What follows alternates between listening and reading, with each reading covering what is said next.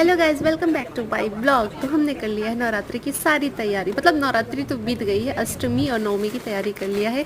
ये हमने ले लिया कन्याओं के लिए सारा सामान। रात में ही मैंने माधव का सारा श्रृंगार बाहर निकाल दिया था और ये सामान भी सारे पैक कर लिए थे जो मैं लेके आई थी कन्याओं के लिए। और फिर उसके बाद मैंने माला बनाया। 1:30 बज गए थे रात के। थोड़ी थोड़ी नींद भी आ रही थी पर ज़रूरी था, सुबह उठ के ढेर सारे काम हो जाते हैं। ये मेरे माधव का माला है, मतलब हमारे माधव का माला है, और ये माता रानी का माला है उधर। और फिर सुबह उठते ही मैंने सबसे पहले दूध गर्म किया, फिर ब्रश किया। फिर ब्रश करते ही मैं लग गई झाड़ू लगाने। फिर झाड़ू लगाते लगाते लगाते लगाते थक गई थी। फिर मैंने पोछा भी लगाया और ये देखो मेरी रूममेट कैसे मुझे देखी और फिर ये घुस गई सोने।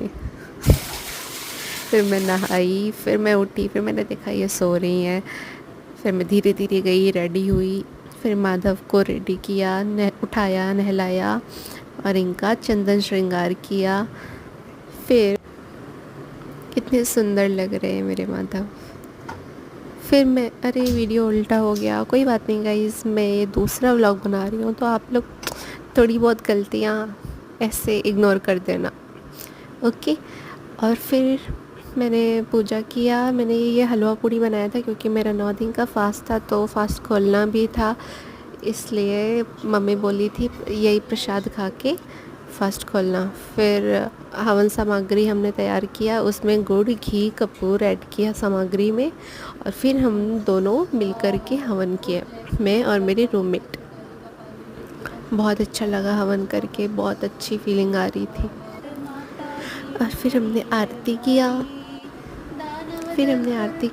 फिर हमने माता रानी को भेंट भी चढ़ाया। फिर उसके बाद हम निकल गए थे कन्या खोजने, क्योंकि ये बांटना भी तो था। और कन्या कहीं हमें लगा कि मिलेंगी नहीं, पर जैसे ही निकले घर से 4 कदम ही आगे बढ़े, ये कन्याएं दौड़ते हुए आ रही थी। भाई इतना गूज़बम्स आया ना कि मतलब क्या ही बताएं, मैं एक्सप्लेन नहीं कर सकती। बस फिर यहाँ पे बैठा, इनका आशीर्वाद लिया।